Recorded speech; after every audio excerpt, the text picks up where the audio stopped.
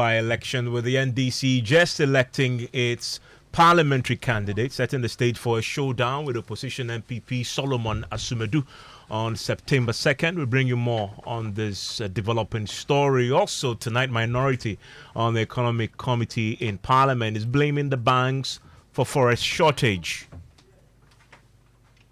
The argument from the traders that they are not getting the dollars. And so they are beginning to suspect that the banks are not trading all that they have to trade, or that some of the banks may be holding Forex in their nostro accounts. We have the latest for you. I will bring you details as the central bank begins a probe into the claims. Also tonight, cheating scandal rocks Ashanti region with 76 schools implicated in various forms of examination malpractices as authorities call for urgent action to restore academic integrity in the region. We speak to the West Africa Examination Council and the Ghana Education Service about the worrying trend. I will also tell you how the demand for 2 to 3 years rent advance has forced a father of 3 to raise his ever-expanding family in one of Accra's most neglected slums, where he faces the possibility of eviction every single day. Once I try renting, and they say for the least I can get is 200 cedis, and he is taking 3 years. I'm going to get that money from. I'm really tired. I'm really tired of staying here. We have business. And government rolls out additional measures to support cocoa farmers after announcing an increase in the producer price to 3,228 Ghana cedis. And in sports, defending champions BBN Gold Stars to begin title defense against Bechem United, with Asante Kotoko facing a trip to Brecum Chelsea as GFA released 2025-26 GPL fixtures. And I'll take your views and comments together with Pell here on News Night. Send it to me at 055-11-11997.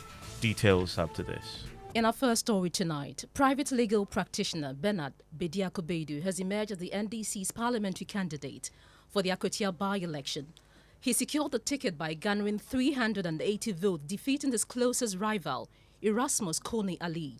With the NDC ticket in hand, Baidoo will face off against NPP Solomon Asumedu on September 2 in a highly anticipated contest.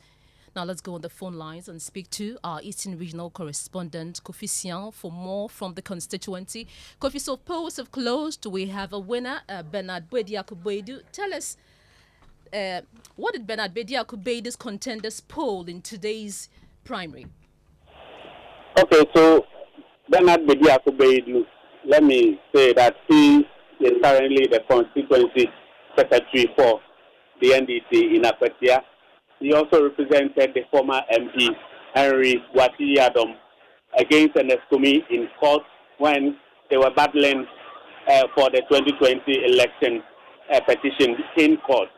And I should say that his win today is a boost for the NDC, because the party people were saying that if either Erasmus Ali Kone or Henry Watiyadom won the election, there would have been division. So once lawyer Bediako Baidoo has won, they believe that there will be unity moving forward ahead of the September 2nd by-election. You've not given us the figures. What did Bediako Baidoo's contenders poll in today's primary?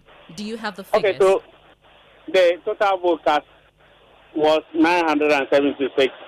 Bediako Baidoo has 380. Erasmus Ali Kone had 366. Then the former MP Henry Watiyadom, who was battling an Eskumi in court, had 232. So earlier during the midday news, you gave us a sense of the security during the election. Give us a sense of the security during the election. Yeah, that is true. There was tight security from the morning and from the entrance of the GCD war car park.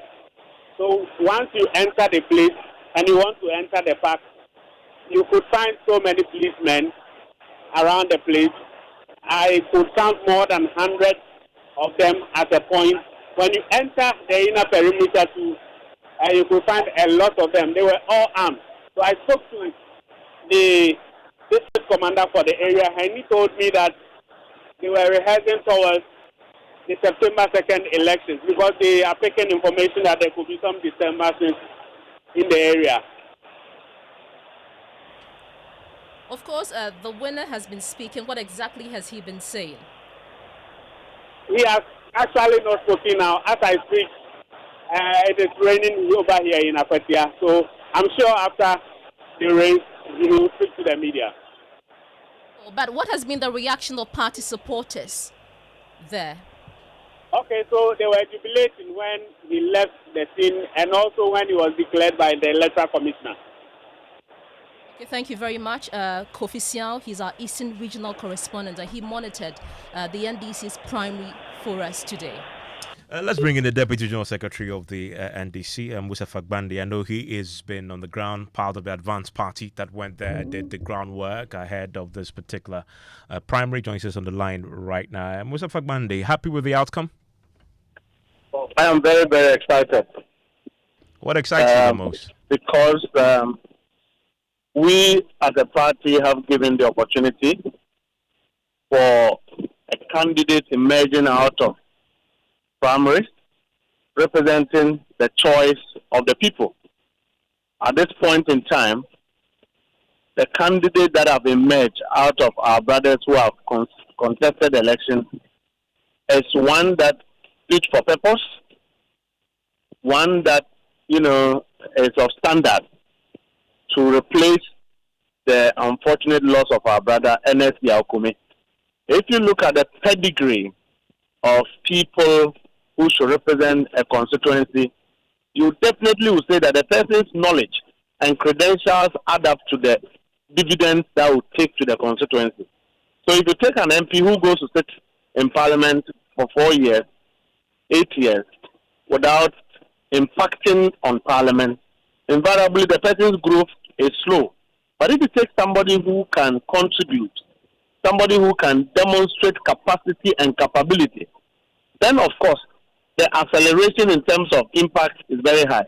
And lawyer Bediako have been a constituency secretary, obviously a grassroots person at the constituency.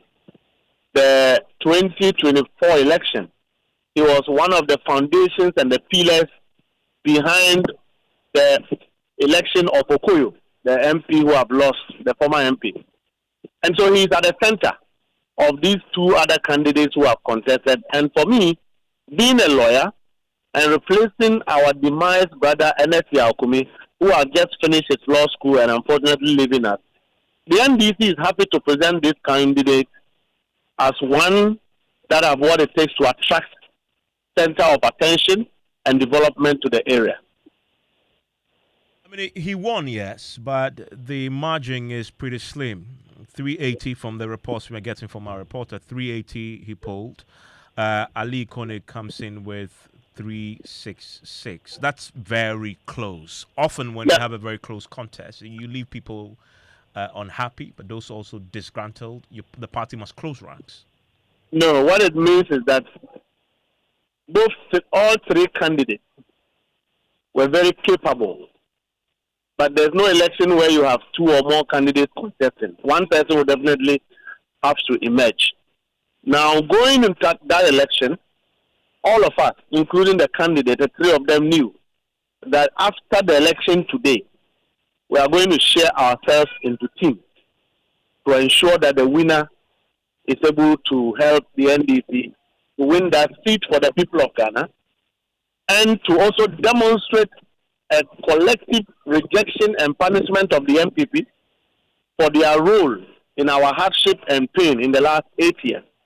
So this is a communal labor, a communal responsibility of all of us. And so we know that all of us at the level of the party are going to come together to ensure that we get the winner elected as a member of parliament in this by-election. Now, how confident are you that the candidate you have selected today would win the by-election on September 2? Well, I mean, the NPP obviously have no business going to this by-election in the first place. If you look at the deficit of development in that area, no national executive of the NPP in the last 8 years went to Akwatia to even check on development. Akwatia is just 45 minutes away from Nanado's backyard, from Achim. Nanado has failed to develop that constituency of 8 years being in power. It is only fair and reasonable that the people will partner with the new government to drive development in the area. And it becomes more accelerative if you have a member of parliament like it's going to happen, so that development can reach out to the people of Akwatia in this government. It's only reasonable. 2, the NPP today didn't go to primary. They imposed a candidate on the people of Akwatia. They didn't give their party the opportunity to select a popular candidate among them. So you are going to see divergence in terms of even the candidates they have. But today, because we have gone to primaries and we have won and we are going to put ourselves together, you will see us more stronger as a political party than the NPP. So this is what gives me the confidence that the candidate is going to win, plus the credentials of the candidate, both politically and professionally. If you put that together, let the NPP come and talk about the credentials of the candidate they have gone to impose on the constituency. But Mr. Banda, you don't really need this seat, do you? Already you have a 2/3 majority in parliament. Why is this seat so important for you? We need this seat to help Ghanaians echo the punishment they want the NPP government, past government and their party to experience for what they have done against the people of Ghana. Number 2, it just demonstrates that what they were doing to people in the Volta region is the same way they were maltreating the people in the eastern region. What it also means is that the effect of bad governance is felt across the country. So we need this seat because the people of Ghana will continue to vote against the NPP as a symbol of punishment and rejection of bad governance other than mere politics. And so we need it badly. If we have an opportunity, the NPP should lose even the 80-something that is left, for them to know that as a political party, you cannot be a vehicle that individuals use to suffocate and to destroy the country like they have done and go unpunished.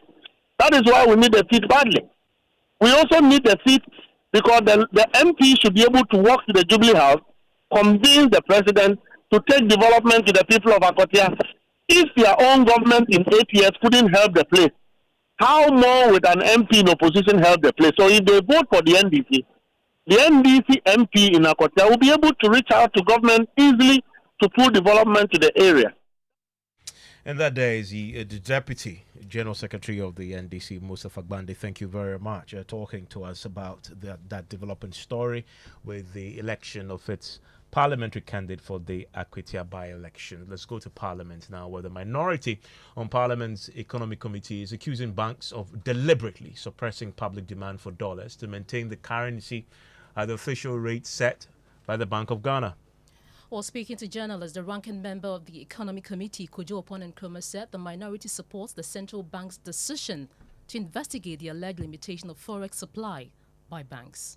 That's what the finance minister said, and that's why we told him on the floor that the propaganda won't help you. The facts will not support the argument you are making. They could not also dispute the IMF's argument that in the first quarter they invested about $1.4 billion of our reserves. They dumped it onto the market to try to suppress the currency. They could not dispute it. They said they didn't have the most recent data, but then they will work to get the data. And then we asked them to give us historicals, which they will be bringing as well.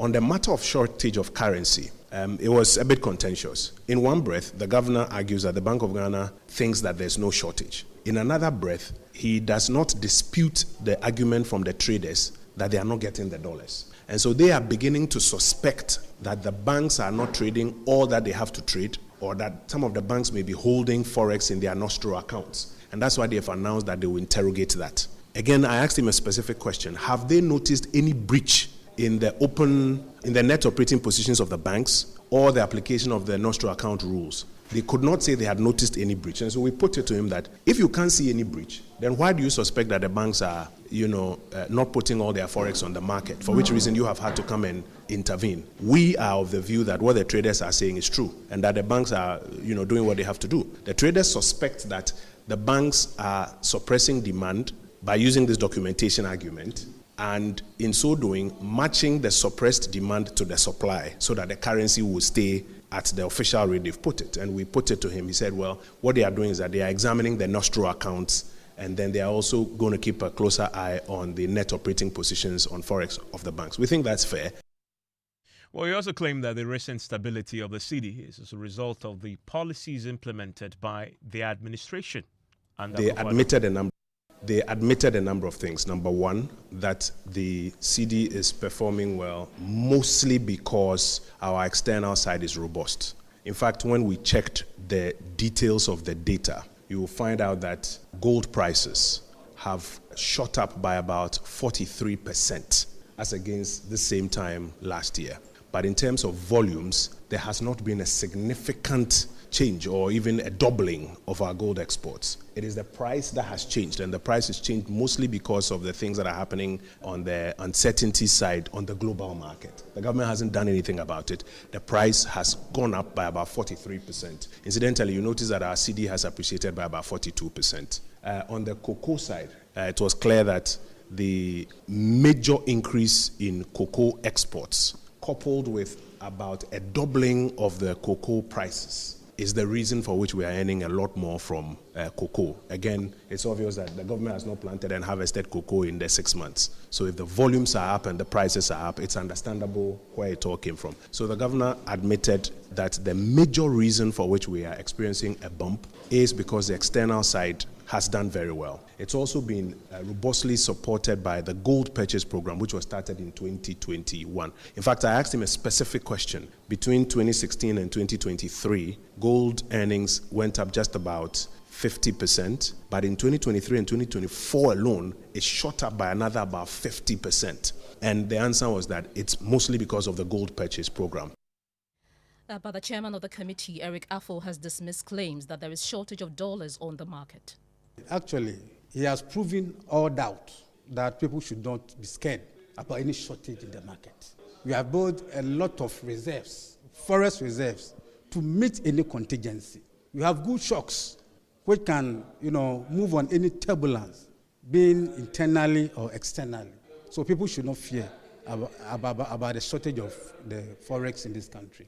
And they talk about the fact that, yes, there's no shortage, but they've increased scrutiny of documents of importers. How different is that from what you used to assess? Well, these are same importers operating under the that is better. That is better. You see, they are doing this to avoid dumping of unnecessary goods and services in the country.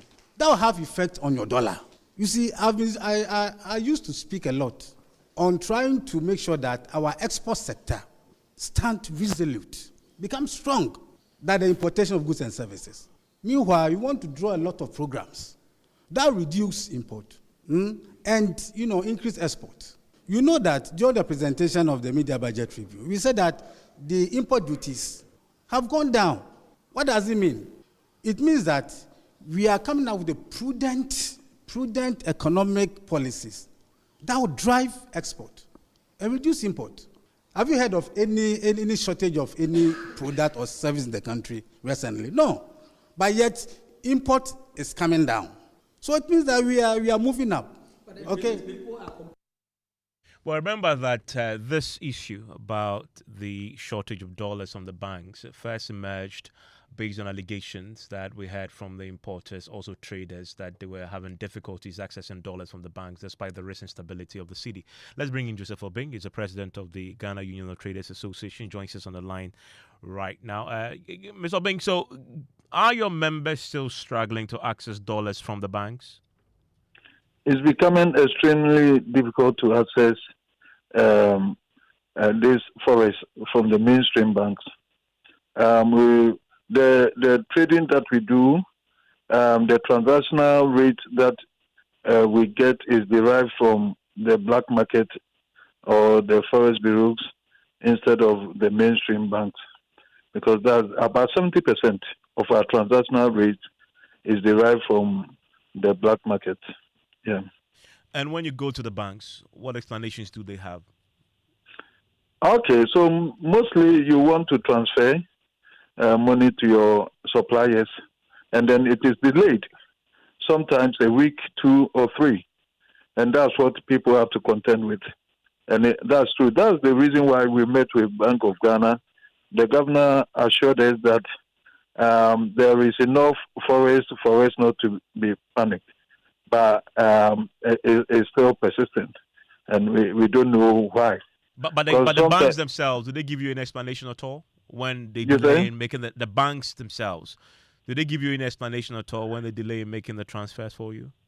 Yeah, normally they would say that if you want, they will also apply to the central bank for you.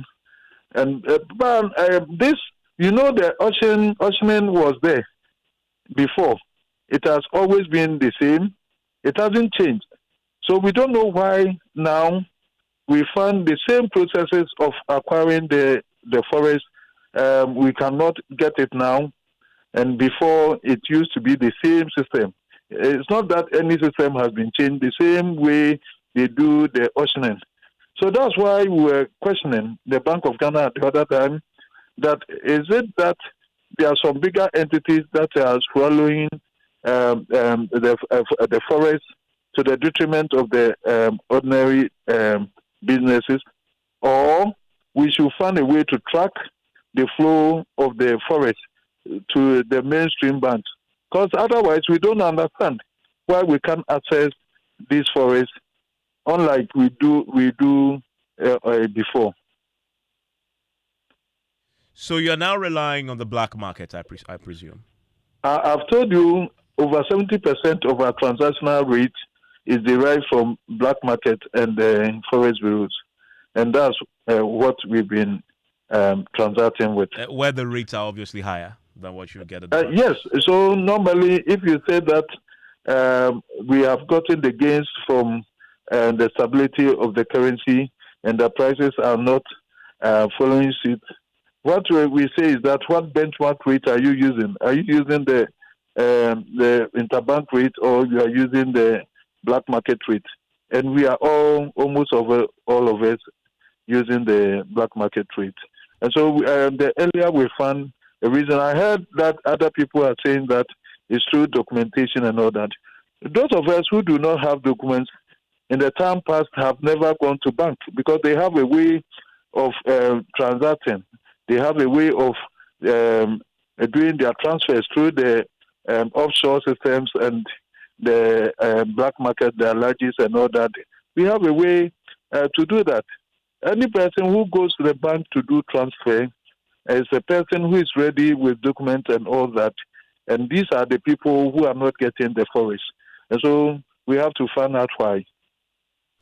Thank you very much, Joseph Obing. He's the president of the Ghana Union of Traders Association. John Owa joins us right now. He is the president of the Association of Banks and joins us on the line right now. I'm grateful, Mr. Owa, for your time here on Newsnight. I wonder if you can shed some light on the challenges the banks are having now in providing Forex to our traders and those in need of it in bulk. We've just been speaking there to the Guta president, who says, yes, facing significant challenges when they come to the banks and requesting for Forex to transact business abroad. What's happening? What's the challenge? Thank you. Thank you very much. The issue we are facing now as a community, particularly in the area of FX supply, has a lot to do with the change in the operational framework.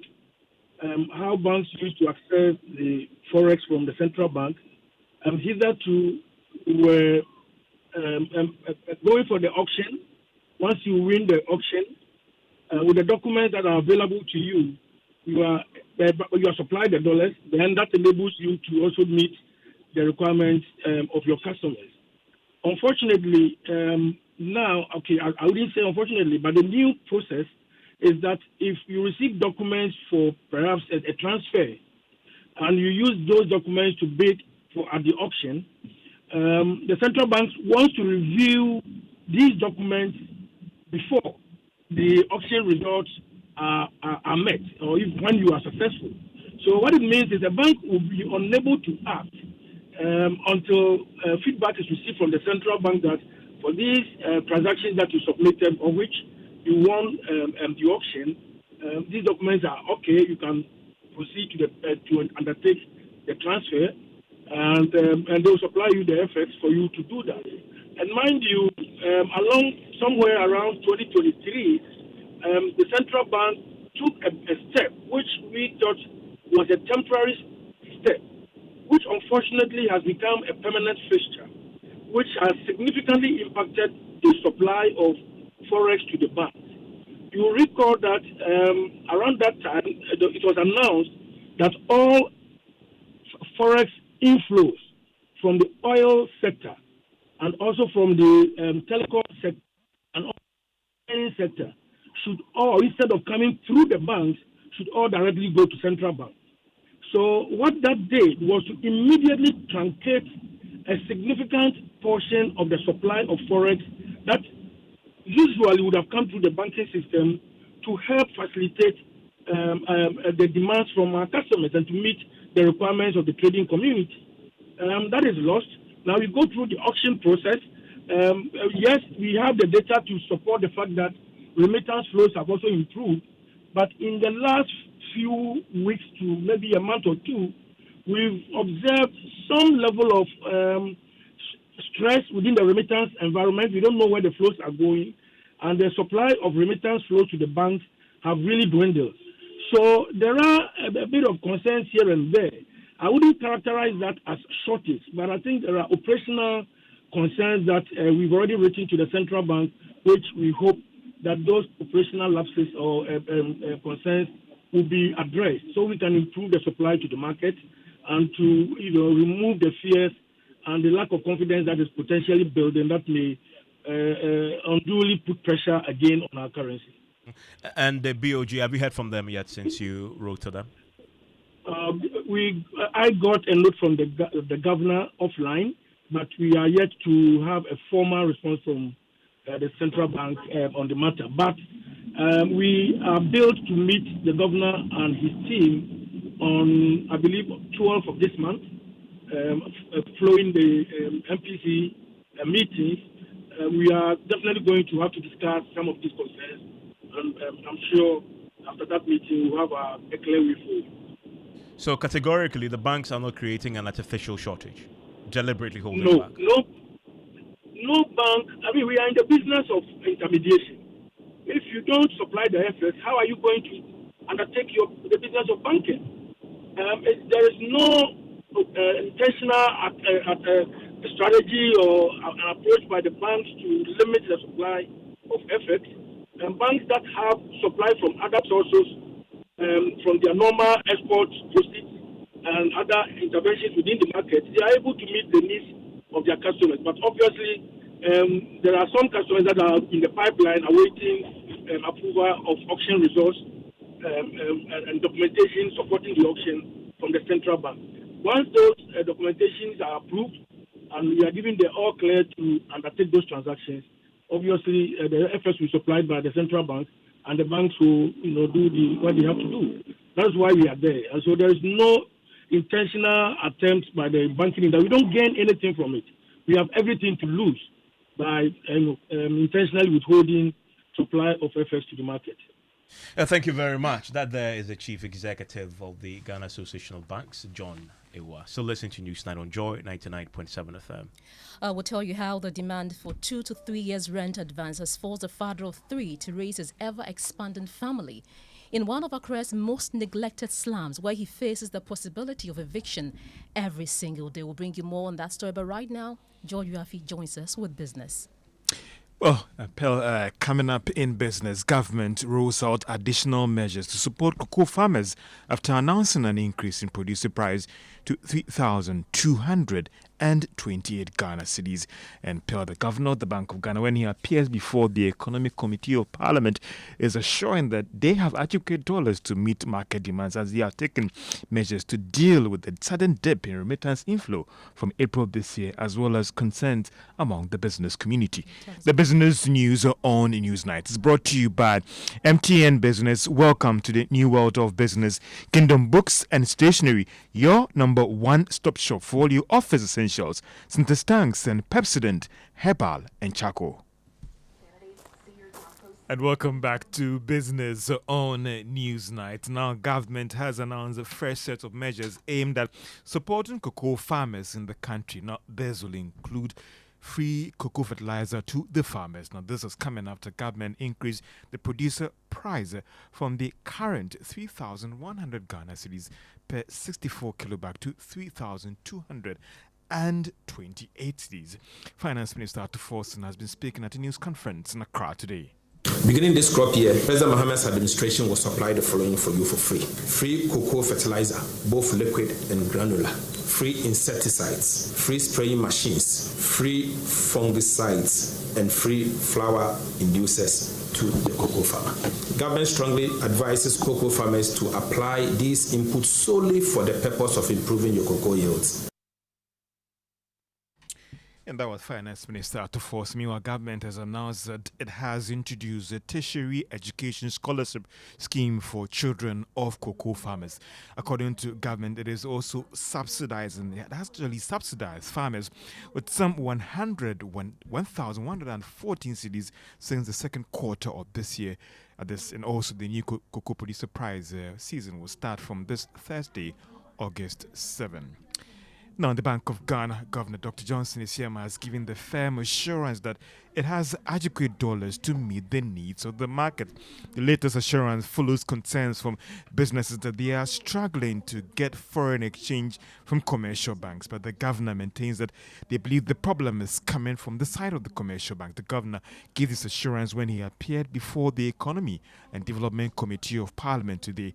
He after spoke to journalists at Parliament. The law that we operate with is an act of Parliament. So it's good for us to interact with Parliament, we share ideas, and see how to, do our work better. So it's been a very useful interaction with them. Finally, before you go, how do you see somebody who says you should be at the central bank now trying to at least keep getting our city appreciating, but you are here addressing members of Parliament? No, it's taking you from your busy schedule. No, not at all. It's a requirement under our law. Every half year, we are required to brief, Parliament. And so that's exactly what we have done. It's not a bother at all. How are we going to see the stability of the CD going to for some time? Because the fear has been that there's scarcity on the market, and people are afraid, business people are afraid that they are unsure whether it's artificial, whether we're going to have it sustained. From where you are, we just read our monetary policy statement, the MPC statement that we issued last week. It tells it all. There's no reason why there should be stability. The macro situation is stable. And barring any new shocks, any unforeseen shocks, the stability must continue. Thank you. Sorry? To the end of the year? The stability must continue. We don't see why there should be pressures now. And there's no short-term measure? No, not at all. It's all addressed in the MPC statement. So go and read that statement. And that is the governor of the Bank of Ghana, Dr. Johnson Isiama, speaking to journalists after engaging members of the Economy and Development Committee of Parliament today. Meanwhile, the ranking member on Parliament's Economy and Development Committee, Kojo Nkrumah, says the assurance and answers vindicate a lot of things that they've been talking about the economy and the cities. Also argued that the governor indeed confirmed that there was a gold for oil program being supported by the Bank of Ghana. So the governor admitted that the major reason for which we are experiencing a bump is because the external side has done very well. It's also been bossily supported by the gold purchase program, which was started in 2021. In fact, I asked him a specific question. Between 2016 and 2023, gold earnings went up just about 50%. But in 2023 and 2024 alone, it shot up by another about 50%. And the answer was that it's mostly because of the gold purchase program. So these are the reasons, the major reasons for which the currency is, seeing this rebound. But they themselves admit that they cannot be forever sure that the external side will perform this way. And therefore, they are starting a program to hedge about 1/3 of our gold. They also admitted that there was a gold for oil program, and that the gold for oil program resulted in about $1.7 billion of oil imports into the Republic. And he even gave us a percentage of that was done through barter, and then the other percentage that was done through the trading of the gold for Forex, which was used to finance it. So contrary to the argument that there was no gold for oil program, we said over and over again, if there was no program, what do you suspend?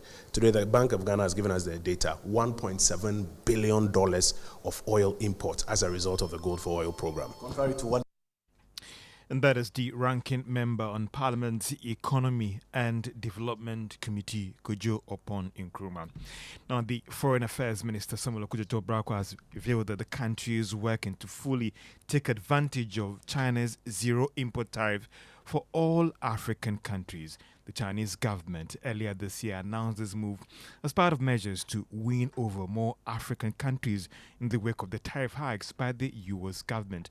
Now, speaking at the launch of the 4th Made in Ghana Bazaar, the minister said government is working with partners to explore economic ties with the Middle East and Asian countries. My ministry intends to work closely with our partners such as the Ministry of Trade, Agribusiness and Industry, Ghana Export Promotion Authority, Association of Ghana Industries, and GNCCI, among others, to fully take advantage of this offer. Equally, we will, together with our partner MDs, seek to strengthen our commercial and other economic activities within the framework of our South-South cooperation. In that regard, our focus will be to explore and strengthen more economic and business ties with the Middle East and Asian countries, while enhancing our trading and economic activities with other African countries. Samuel Okudzeto Brako is the Foreign Affairs Minister. To the stock market, if you were a shareholder of MTN Ghana, it was up by a peso to close at 3 Ghana cedis, 56 pesos. And that's all for business on Newsnight. Back to you, Evans. Well, thank you very much. We can do Sports Line, Cranting, with the latest. Let's do some Ghana Premier League stories where BBN Gold Stars will begin the defense of their title at home against Bechim United following the release of the calendar for the 2025-26 season. The Miners won the league title last season, beating Nations FC, Asante Kotoko and Hearts of Lions to the coveted trophy.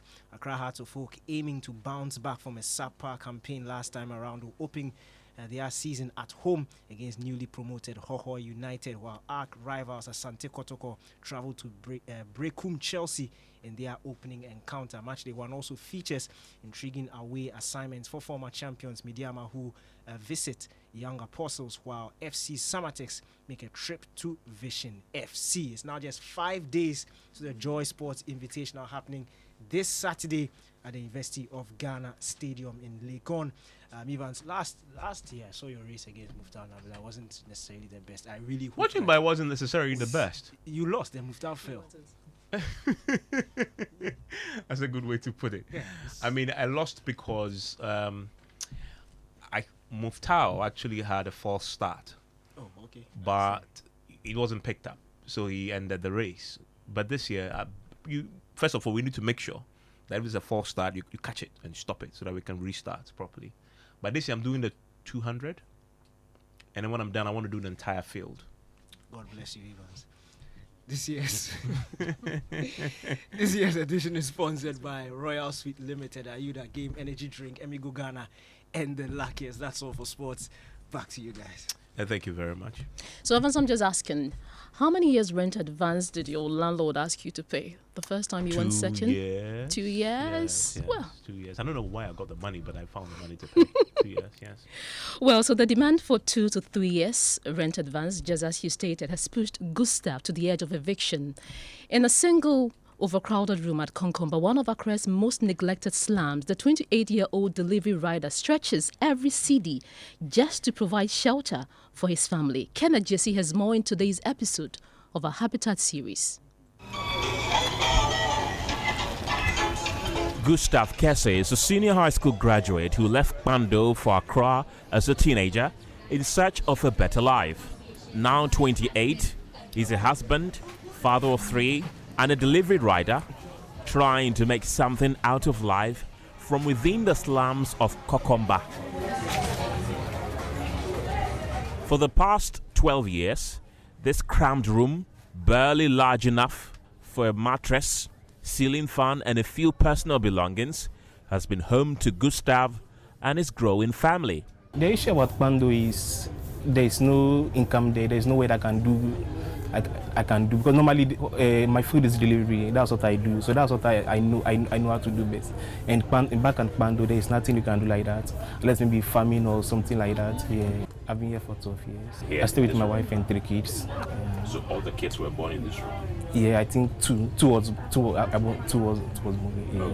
He pays 320 Ghana cedis a month, collected in weekly installments of 80 cedis, for this narrow wooden single room in a crowded compound. 17 other tenants live upstairs, with as many living downstairs. Rent collection here is strict. Miss just a week's payment and you risk being thrown out. Yeah, I pay rent. How much? 80 cedis a week. Everybody pays. Yeah, I think we have about 18 on one line, 18 behind. The biggest challenge living here is the pressure in paying the rent. Because if you default for a week, they have to come and lock your place. And if you default for 2 weeks, by the time you come, they'll just pack your things out. Initially, when I came here and I was new, by the time when I default for maybe a week or two, by the time I come, they lock my place. They have to send my wife and kids out when I come back. Either I send them money or I come back and talk to the landlord before he opens and allow them in. When was the last time such a thing happened? I think it was maybe last year, September. The place is untidy, noisy, and above all, unsafe. Sometimes the smoke, they normally send fire down there, so the smoke comes in. Normally we have some insects here, but the guy has to defend the place. That's why it is like we are not witnessing that, and the place is not tidy. Gustav has tried many times to move his family out, but landlords demanding 2 to 3 years rent in advance have priced him out of a better home. His motorbike, acquired through a work and pay arrangement, brings in just enough for him to save about 700 cedis a month, still far short of what is needed to afford a new place. Let's assume you are making the 200 cedis, but you can't save all the 200 cedis. The expenses and all that you do daily, you should just be saving 50 Ghana, so maybe at a month. If I could save them, maybe that's 700 so I can save a month. Because when I try renting and they said, for the least I can get is 200 cedis, and he is taking 3 years, where am I going to get that money from? So it made me lose hope, and I felt comfortable at a point here because there's no way I'm going to get that money. So I felt comfortable, thinking maybe if I work, I can be paying the 80 cedis a week. I think I can be doing that. That was why I think I'll be here, but I think now I have to move. Despite working 12 hours a day, 6 days a week, what he earns barely feeds his family, let alone helps him save the thousands of cedis required for rent advance. He partly blames the rent system for failing people like him. Yeah, I work every day, excluding Sundays.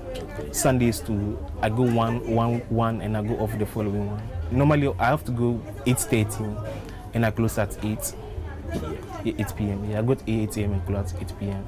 It has fed a whole lot of youths, not only me, it has fed a whole lot of youths. Let's assume someone is working and earning 1,500. How do you expect the person to get 500 cedis a month for 2 years or 3 years? You can't get that money to pay the rent. So at least what you can do is maybe afford a slum or maybe a wooden structure at some point and manage, or not completed, but then manage that. Because I'm really tired. I'm really tired of staying here. Because of that, my friends don't come here. Because the last time I even spoke to a friend and he was saying like, oh, even where you stay, you can't come and visit you. So maybe when I'm home, that's why I go to visit my friends. But they can't come to me because where I stay.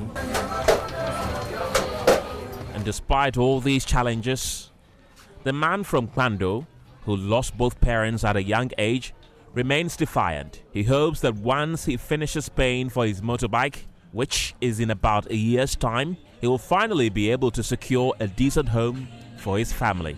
From the slums of Kokomba in Accra, my name is Kenneth Jesse for JoyNews. And Kenneth talks about securing a decent home. You want certainly to get one of those, and you want to join us. The next Habitat Fair is at the Accra Mall at the end of September, and you can get a sweet deal. You're paying 2 years rent advance, as Pearl possibly paid. Or Pearl, you still stay with your parents? You pay 2 years? I don't stay with my parents. Okay. Yes. You pay rent advance 2 years? Yes, I pay to myself. Okay, good. To myself. Good. You can actually rent to own, so they can stop paying the rent. And you want to join the... of course, I will be there. Yes, end of September, Accra Mall. So the Ghana Education Service has sounded the alarm on the disturbing trend of examination malpractices sweeping through senior high schools in the Ashanti region. A staggering 76 out of 144 schools have been implicated in various forms of cheating, casting a dark shadow over the integrity of the examination process. Well, we've been speaking to the Public Relations Officer of the Ashanti Regional Education Directorate, Henry Osei Boating, and he's been talking to us about what really has been accounting for the challenge. He spoke to my colleague, Ohim Interior. The exam malpractice itself, for example, when you go round, you may not be able to identify that there's a widespread of exam malpractices. But based on the scripts that were marked last year, we were able to find out that at least about 70 schools in Ashanti region, out of the 144 schools that we have, about 70 of them had one or two papers cancelled. And that gives us the idea that the examination of practice was going on in Ashanti region. And that is why there was a need for us to work on it. 50%? Yes, that's what we can say, about 50%. Well, you can find more on that story, plus others, across our digital platforms on Facebook, on Twitter, on X, even on TikTok, but also on myjoyonline.com. That's it for News Night tonight. My name is Evans Mensah. My name is Pearl Ofori.